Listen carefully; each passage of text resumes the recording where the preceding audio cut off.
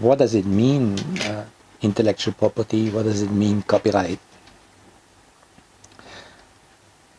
Copyright is the highest achievement in the field of law of mankind. Look around you. There is nothing in this world that you can call your own unless you have a receipt, unless some authority has given you a stamp.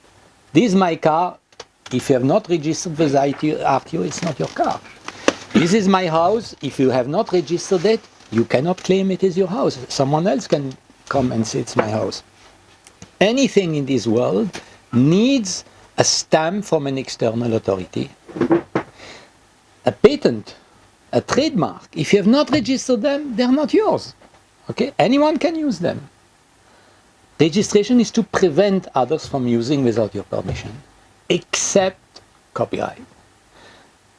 Copyright, the very fact that out of your brain and your emotions, you string together a few words that have never been strung together before in that way, that you create a tune that has never been composed before, that very fact makes you the owner. You don't have to register it.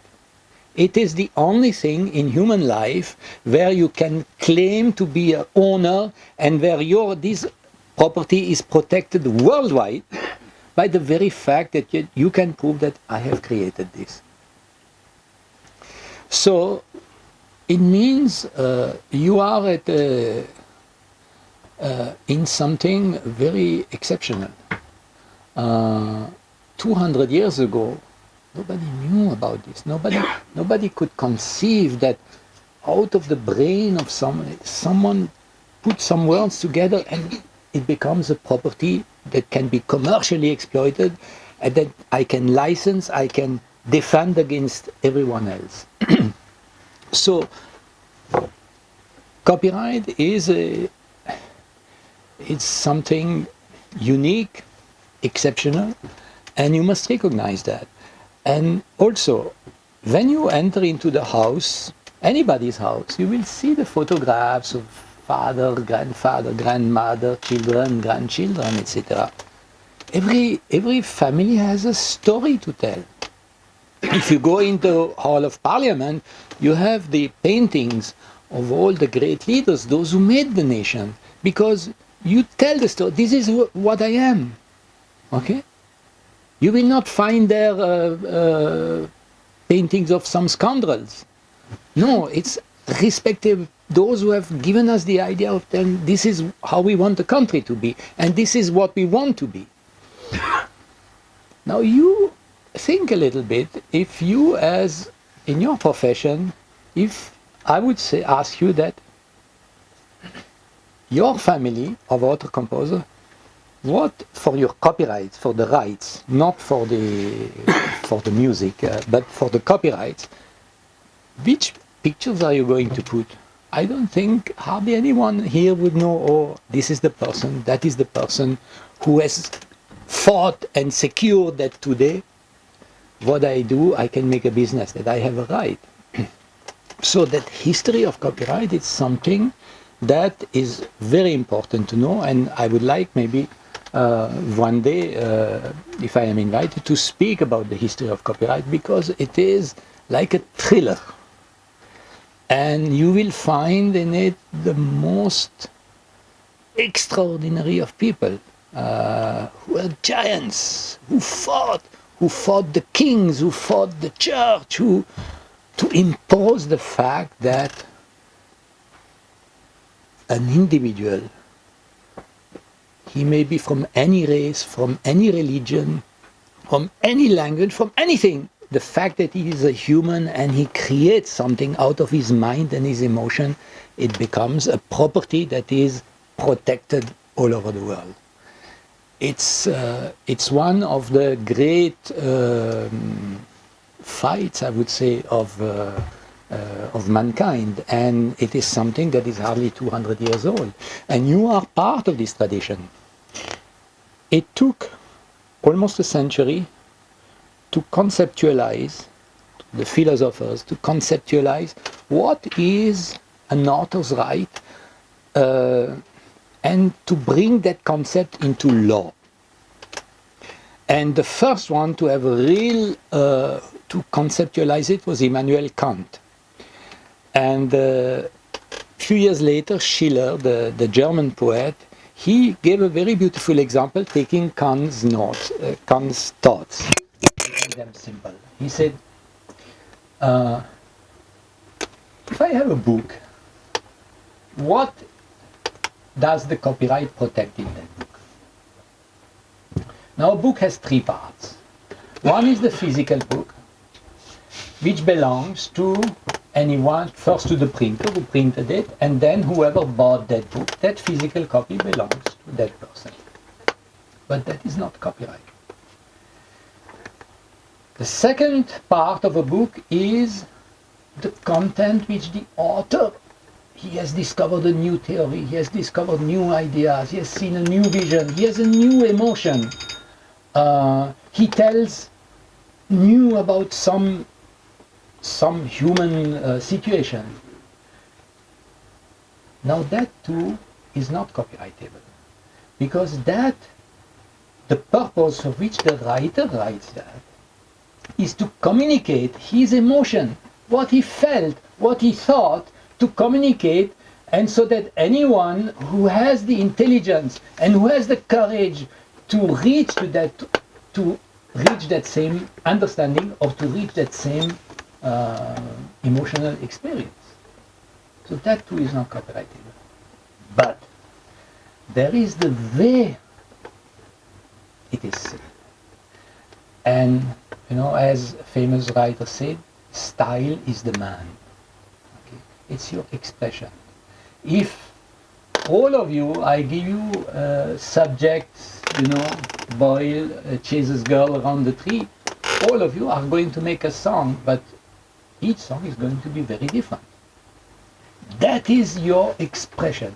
That is your identity. And this is what copyright protects. That the way you say it, and that nobody can copy. It becomes plagiarism. And the case now of Javed Saab, you have seen, was T-series. You must have followed, some of you. They have taken the Mukda. You have stolen the Mukda. He has written it that way. You cannot cut out the Mona Lisa without his permission. So you need the permission of the original author. And we'll see how it plays out in court, but basically this is the essence. That, of course, someone who writes a song, he wants that 1,000 people record it. That's you want that the whole world sings the song. So no writer is going to oppose the fact that someone else records his song. But you cannot you cannot modify it without that person's permission, and especially you cannot take away his right to royalty. You are using his property. At least discuss with him and say, look, some is mine, some is new writer, but we have taken Mukta, so let's come to an understanding. He's a lyricist. The new guy is a lyricist. Would they not come to an understanding? They will come to an understanding because they're all colleagues. Okay? So that the way you express, that self-expression, and it's a discussion I had with Bhushan Kumar some time back. Not this one, there are 10 others waiting. I say, yeah, but you want the Ferrari and there is a Nano outside. So do you want to take the Nano or do you want to take the Ferrari? Because all talent is not the same, and some talent maybe for particular type of films, while another talent, some great composers, you cannot ask them to play a club song because they won't know how to make a club song, or vice versa.